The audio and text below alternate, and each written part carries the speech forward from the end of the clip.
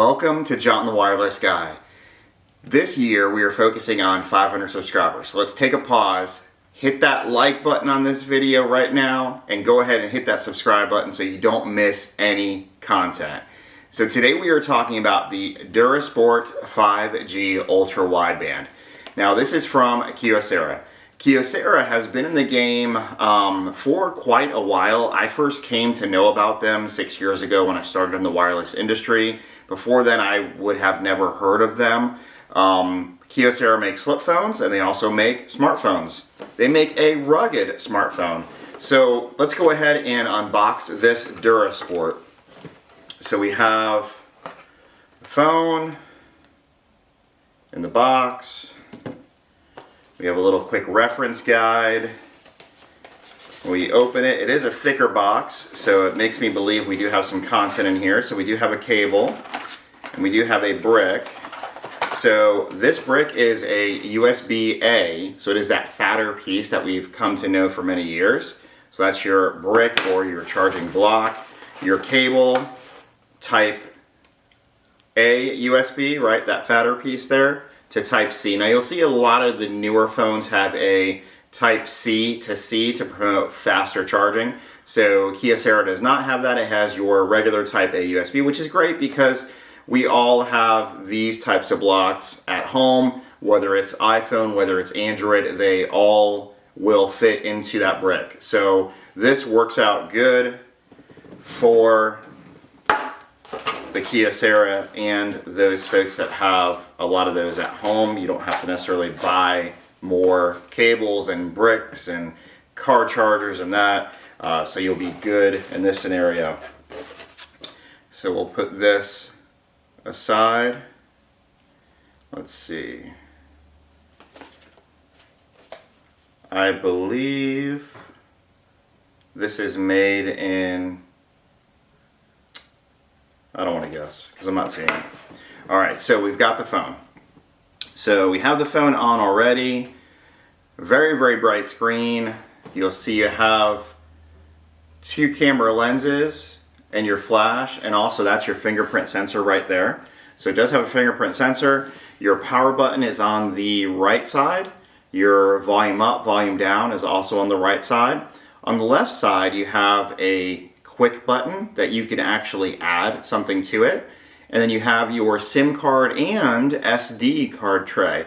This does have available where you can put an SD card, an expandable memory card in this phone. Some phones are not doing that anymore. Pixel and iPhone have never done that. So whatever you buy the phone with, that's the storage you're gonna have.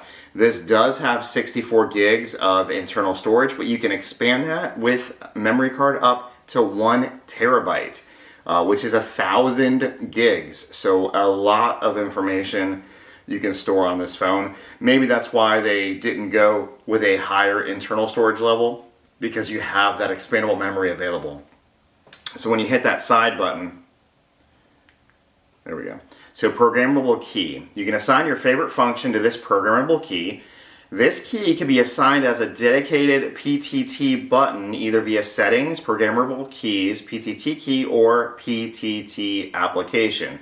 So we can hit assign, and now it's bringing up a menu. So you can choose what programmable key does for a press or a hold or a double press. So you can answer or end a call with it. You can start the application by pressing the programmable key even in sleep mode to wake up the device. You can press and hold, you can double press. So if we did press and hold, and then it's looking, we can do Google Assistant, camera, outdoor reading, notifications, home, recent app, shortcut, flashlight, emergency call. You can also do applications, and then it's just going to run down the list of the applications that it has on this phone. So like for instance your calculator, you can do calendar, you can do Facebook, you can do Gmail, you can do Google, you can do your texting, you can do your photos.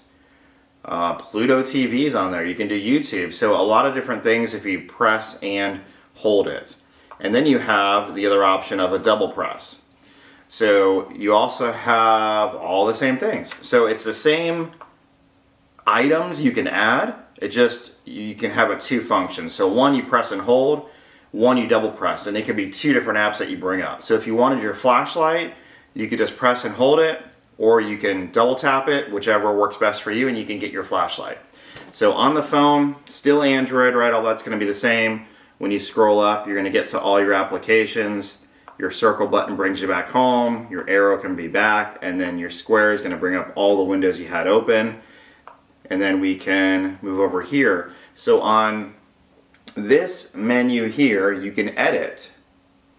So currently you have brightness, battery saver, ring volume, outdoor portal, flashlight, keep notes, which is Google Keep Notes.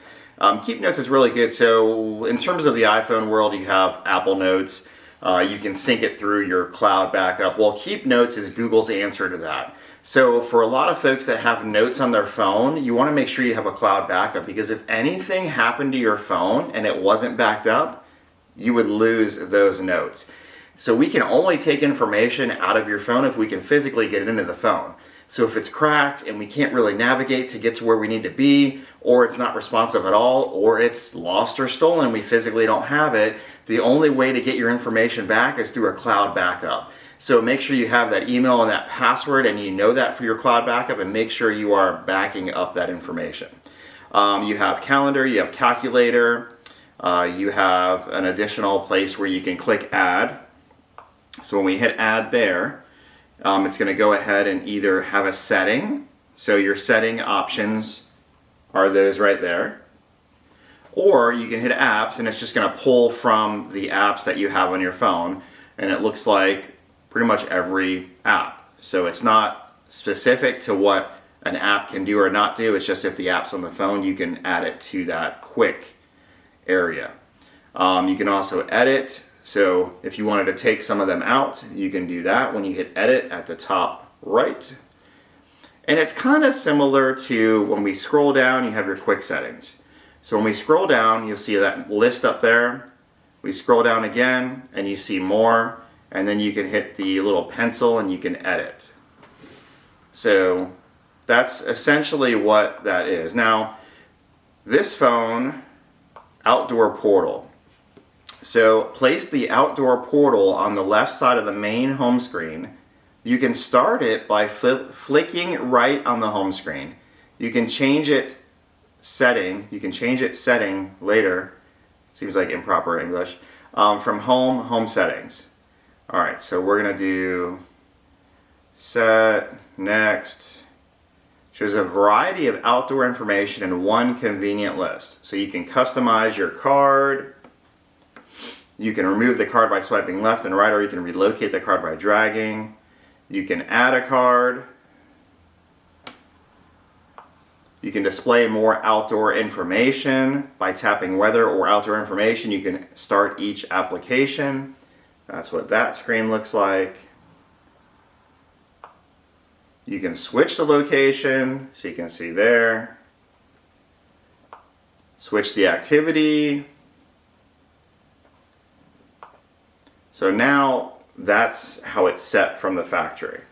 So when we scroll up, you have your compass, you have your barometer, you have your barometer weather, you have your tides, your fish index, sunrise, sunset, moonrise, moonset, solunar, of course your weather, your compass, where we're at right now, your activity, surfing, trekking, snow, fishing. So there's a lot of different things that you can do with this phone in terms of the weather. Now, some of the stats. 6.1 inches diagonal. So that's your from corner to corner. That's how they measure that 6.1. And there's really not much of a lip here. So you are pretty much getting the full size screen. Case wise, it's a durable case, but I would still recommend an actual case to go around it. There's like a neoprene case that can go around it with some extra additional bumper.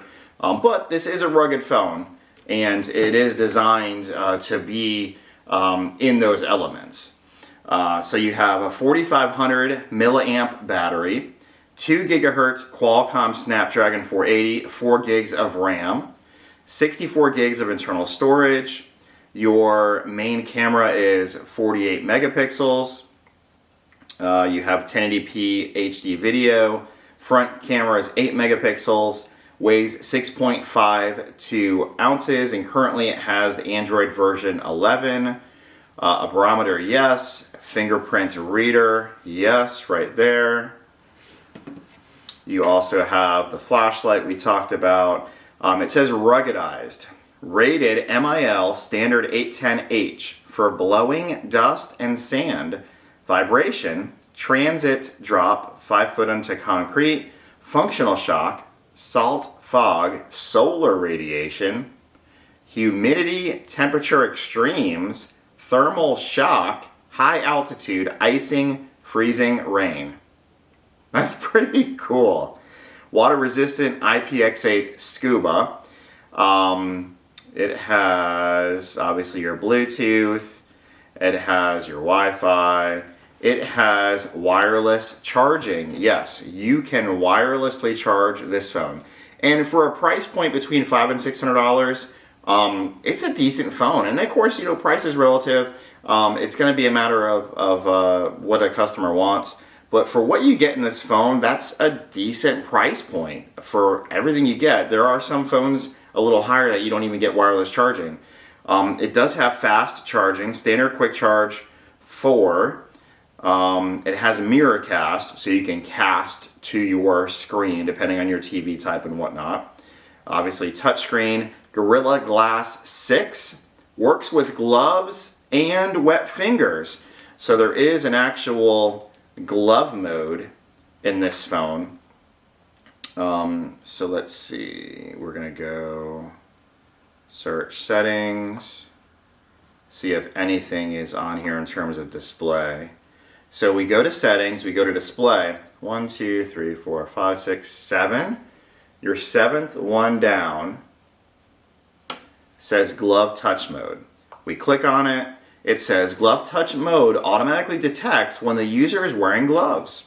In this mode, the sensitivity of the screen is increased to improve touch detection through the glove material. Let's turn it on. And just curious here. So it feels the same in terms of navigation. It's interesting, I wonder, because there's a lot of older clientele that lose the, I don't know the terminology, but their fingers, the blood circulation, their fingers aren't as warm. So when they go to touch the screen of the phone, it doesn't work right. So they have to use a stylus to be able to do that. So I wonder if glove touch mode, for those individuals that have that challenge with circulation in their fingertips, and maybe when they touch a regular screen it doesn't work right and they have to use a stylus, I wonder if glove touch mode would work for them, obviously without them wearing gloves. I'm so curious. I'd actually like to test that myself to see. So we said very bright screen. Let's take a look at sound here. So we're going to turn up the volume. Hello, welcome to a special episode. We have hit 100 subscribers. Okay. Thank you everyone so much.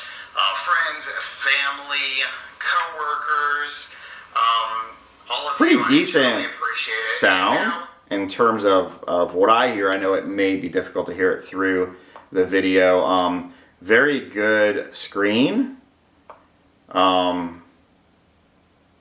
Clarity and color and brightness. So all in all, again, I'm very surprised with this phone.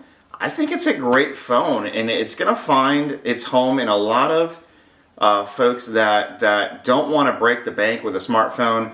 Maybe they are more the outdoorsy type person where they're out in the elements for the kind of work they do. Maybe you're a business owner and you're tired of always having to replace your employees' phones because just the type of business you have.